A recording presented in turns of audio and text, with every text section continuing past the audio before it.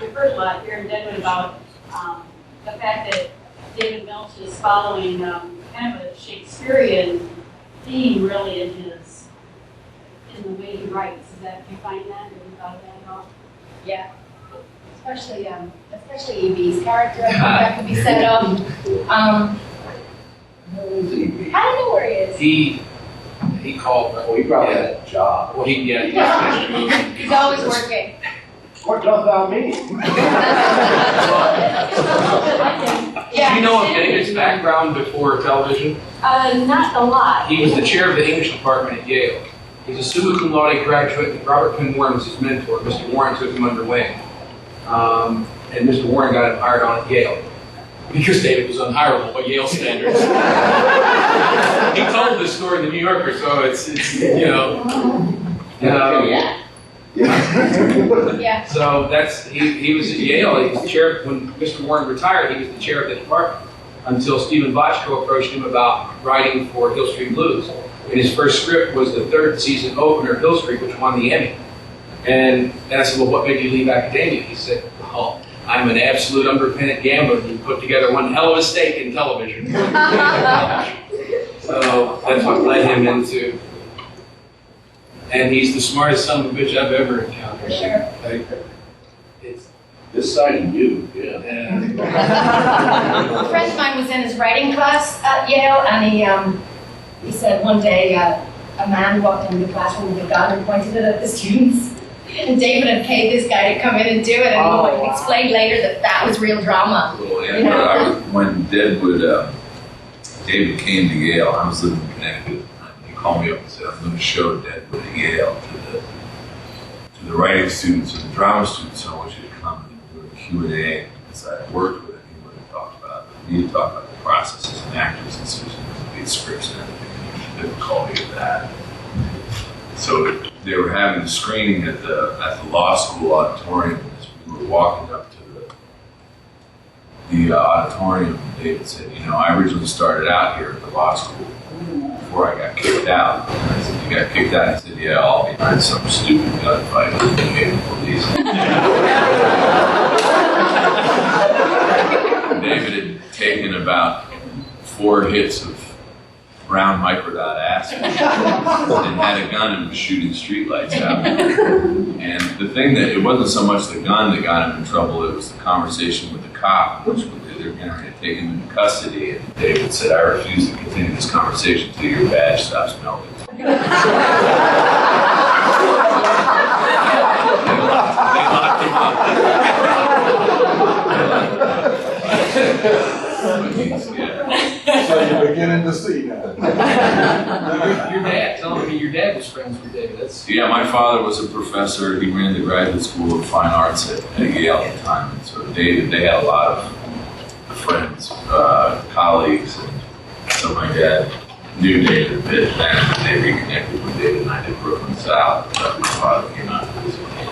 They hadn't seen each other since the days, and so stories started getting thrown around. Some of them that I'd never heard about my father. Pretty interesting. But he's a complex but one of the most generous people that I certainly have ever encountered in show business. He's kind of an anomaly in that way. And I think everybody will agree here that, as strong a writer as David is, he's very inclusive in the process of sort of allowing you to kind of find your way with a character. He's open to suggestions to a certain degree. There's a lot of times people say, "How about if I wear purple shoes?" It's in David's. Come on, do Dave. No, it doesn't He make couldn't be here, you do it. It doesn't make any sense. It's out of context. It's totally out of context. Giving out money on Friday nights.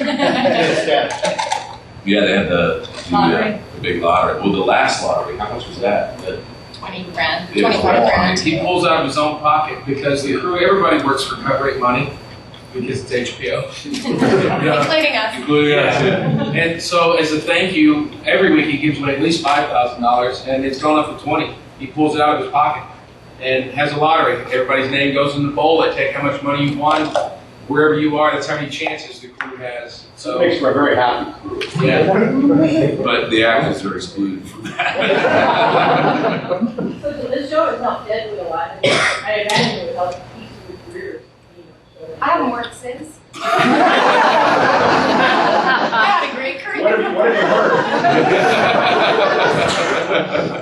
Well, we keep hoping. In my 40 years, I've never seen a producer that shows up before the start of every scene, before it's blocked. Every single scene, and watches it and either gives input or doesn't produce it. It's incredible. You probably had a better career if more of it had done that. Well, shows probably would have been better. But to that question, I mean, yeah, being associated with the hit makes every show all the more desirable. And I've gone to a meeting or audition that this is the first thing anybody wants to talk about. Right. Big fan. They want to hire us, they just want to talk about it.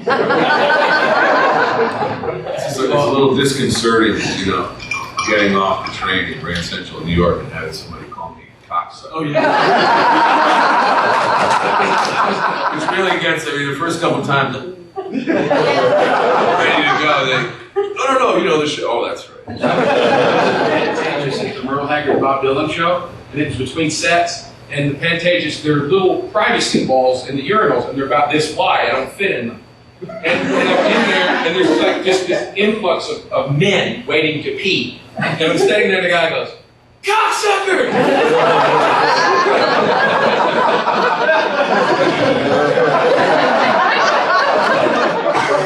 It's disconcerting when you're signing an autograph and somebody saying, "Will you write to you motherfucker?"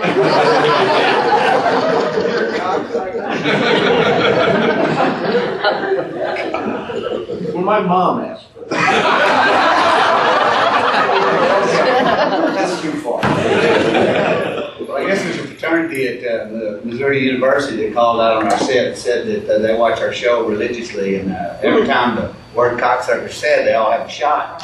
Well, the night that Keone did he said 16 times and 4 people in the fraternity passed out. Maybe she did the half shots.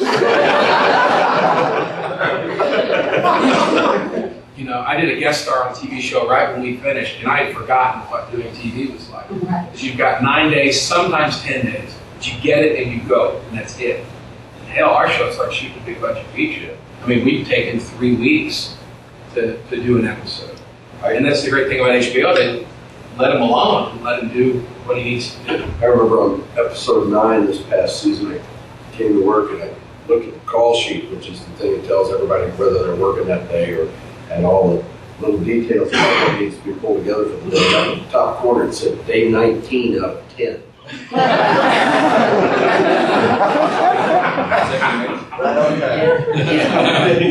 Yeah, the funeral itself.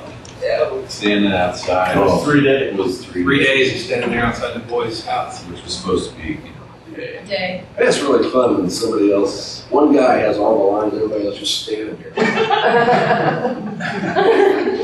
and we all try to figure out ways how to get out of having to be there. Yeah, which is amazing to watch actors come up with like story points for their character. I don't think, you know, my character would be so completely distraught. He wouldn't want to attend the child's funeral, and they're looking like, Adams would have a problem? Needless to say, the 3 of us didn't get out of it. We kept saying, well, we're going to Chinaman's Alley because we had some business to take care of. And they just sort of stood there and let us, you know, flog ourselves. These guys belong to the Robert Mitchum School of Acting. Somebody asked Robert Mitchum once what was the first thing he looked for in a script. He said, days off. I love one of my favorite quotes of his. I just read that book about it last year. Ian worked with him, so Ian told us all these stories about it.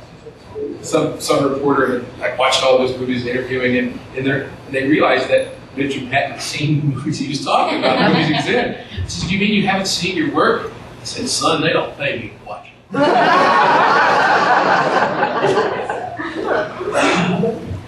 They also asked her if you use the Stanislavski method of acting.